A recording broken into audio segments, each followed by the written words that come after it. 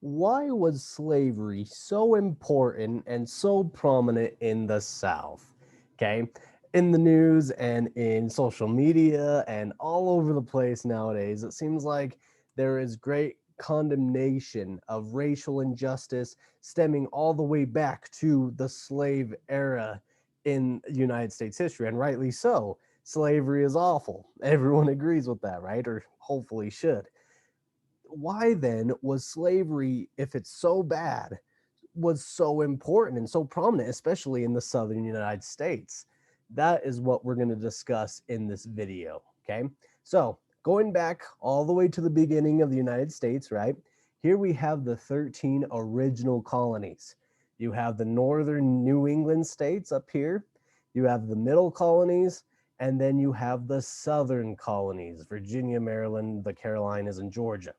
And as the United States continued to push westward, the South, what we know as the South, right, also went westward and it would include Kentucky, Tennessee, Alabama, Mississippi, Arkansas, Louisiana, Florida, Texas. Okay. It kept pushing westward, and with it, so did slavery. So why did the South like slavery so much while the North didn't? Now, the answer to this, which many of you may have already heard, but it has everything to do with geography. Okay, here we have the geography of the eastern United States. We have the Appalachian Mountains running right here up into New England. We can see that there's already a big difference between the southern colonies right here. It's a lot bigger, a lot greener, right? A lot flatter than up here in New England, where it's a lot more rocky, a lot more mountains and hills, right? Now, this is going to play a huge, it's going to be a huge factor, right, in how the economies of these colonies differ, okay? Down here in the south, more south you go, the warmer it is, right? The more humid it is, tons of water. I mean, there's water everywhere, but lots of waterways. Okay, and that's exactly what we're going to discuss right now is this water line. Okay, it's called a fall line. This is where um, the upland region, okay, the higher elevation upland area meets the coastal plain, meaning that it's smooth water, right? Like this picture right here, smooth river all the way from the ocean all the way up until you get to this fall line. And that's where the land is a lot more elevated. Okay, you have waterfalls, you have rapids.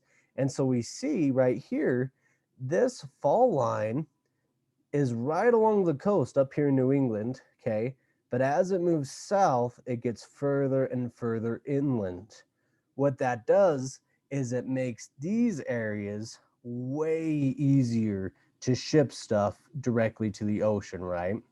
Whereas along the fall line, that's where your factories are. That's where you have, because you have elevated water, it has a lot more energy, a lot more power. Gravity's pulling on it to make it have a lot more power to use for sawmills and other type of water mills, water powered factories, water powered machines. We're going to talk a little more about that.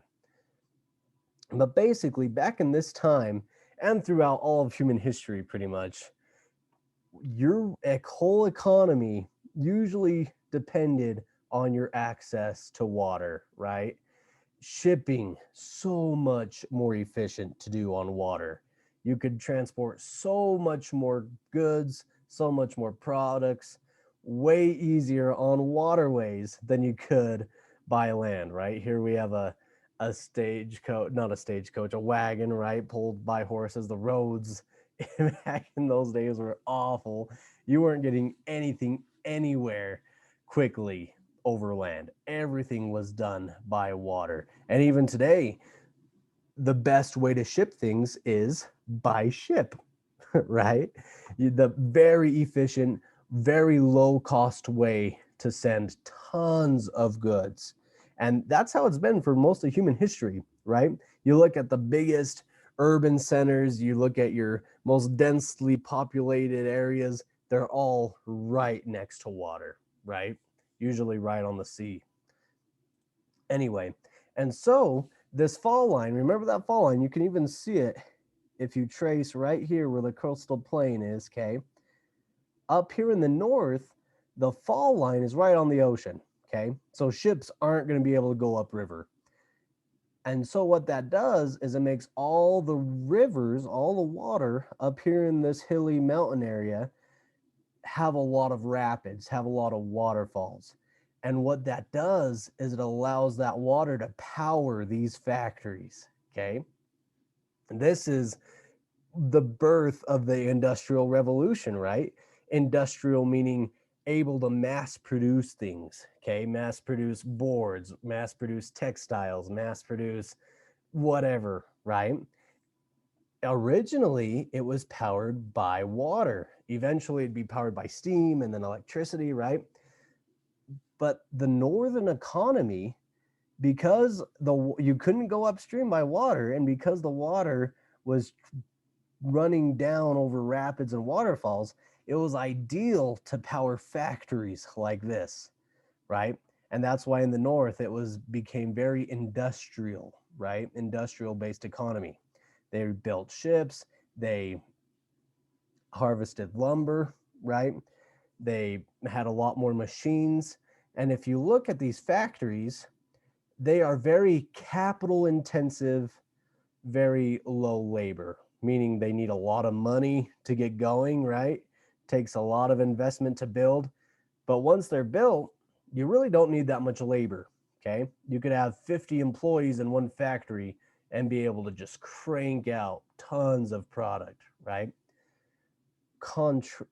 With the contrast now in the South, the Southern economy, because of this fall line, is so far inland. I mean, the entire state of Florida, right, is on the coastal plain. You can send boats way upriver, right? This makes shipping way easier for all these southern states. And because of how flat it is and how humid and how warm it is, these states are ideal not for industry, but for agriculture. Okay. And that's what the original colonies, right? Tobacco here in Virginia really got Jamestown going. And they started growing not just tobacco, but also sugar, also cotton, right? They started growing all these things. Whereas in industrial economies, you need high capital, low labor. In agriculture economies, you need low capital and high labor. It is labor intensive, okay? You need 500 people out working in a field, not just 50. Also, very little investment, right? I mean, you need land, but as far as comparing that to the northern factories, right? Don't need much money to get a farm going, but you do need a lot of labor, okay? So the South needs labor, okay, to harvest all these agricultural fields. Where are they going to get this labor? Okay. Originally, the labor came in the form of either the farmers themselves, right, or of indentured servants. Now, these were people that had great financial, not ruin, well, ruin, yeah, but were financially not well off over in England, Ireland, Europe, right? That needed work. And so they would sell themselves basically into servitude until they could pay off their debts. It could be 7 years, 10 years, 15 years, but they would come to the New World and agree to work on these fields, right, until they could pay off their debt. Then they would they would earn their freedom, basically, right?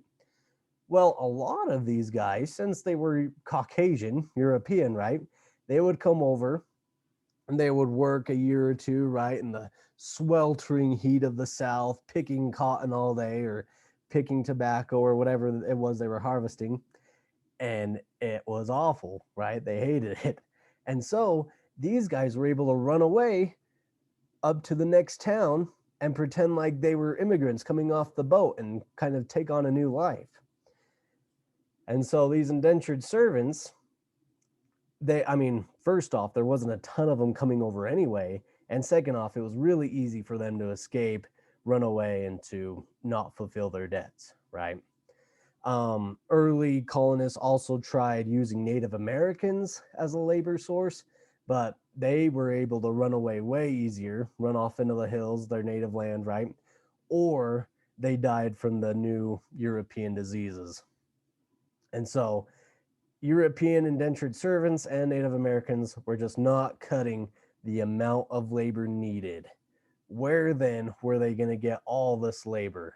And the answer came from Africa. Now, the slave trade, started by the Portuguese and Spanish original colonists of the Americas, right, back in the late 1400s, early 1500s, these guys were bringing boatload after boatload of Africans to the Americas in order to work on plantations, right? Here in America, in the Caribbean, also down here in Brazil, northern South America, tons of slaves were brought over. Why was Africa such a plentiful source of labor? That's a topic for another video that I have, but sufficient for our learning today is that these guys were needed, right, to fuel all that labor need, right? And so that's why they brought over all these slaves from Africa, was because they needed high labor, right? Labor intensive fields here in agriculture, in an agricultural based economy. Okay. North didn't need slaves. They may have had a few, right? But what they needed was capital. Their economy was totally based on industry, while down here was totally based on agriculture. Now, this was exasperated, right, as the cotton gin made cotton so much more profitable, right? Before the cotton gin was created, there was lots of slavery in the South, right?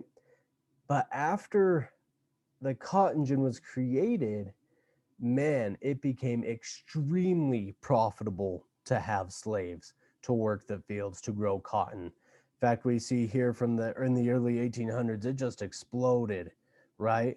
Cotton exports went from 100 to almost 350, tripled, right? That's all exports, a huge chunk of that coming from cotton. And we see a direct correlation.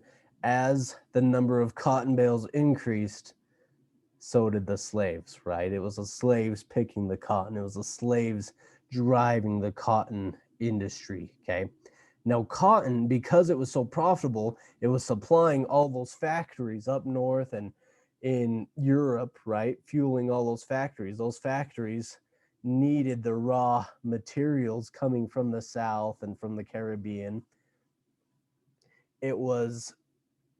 Cotton was the most profitable of those, and so the South became very heavily dependent on cotton, and it prospered exceedingly. I mean, the southern United States alone ended up becoming the fourth largest economy in the world. Okay, the entire southern economy, all of southern society almost revolved around cotton, and cotton needed slavery, right? I mean, it needed labor, tons of labor, and slavery is what provided that labor. And so we see now that is how the South became so pro slavery, because its entire economy was based off of slaves picking cotton, right? Now, that many of them probably knew it was immoral, right? I mean, all of us now know, of course, it's immoral, it's never justified, right? But you could almost compare it to gambling in Nevada, right? How much of the casino industry does Nevada's economy depend on, right? And if the federal government was to come and say, oh, you know what, gambling is wrong, we're going to make it illegal, the state of Nevada would be like, well, wait a minute, you can't just get rid of gambling. I mean, yes, we know it's bad, but our entire economy is going to collapse, right? And so that's how the southern states felt about the federal government and trying to exert its control. And that's why they fought so much for states' rights, is so that they could preserve slavery because of how much its economy was dependent on the backs of these slaves. And that is why slavery came to be in the South and why it was such a divisive, powerful political force all throughout the early 1800s and ultimately led to the American Civil War.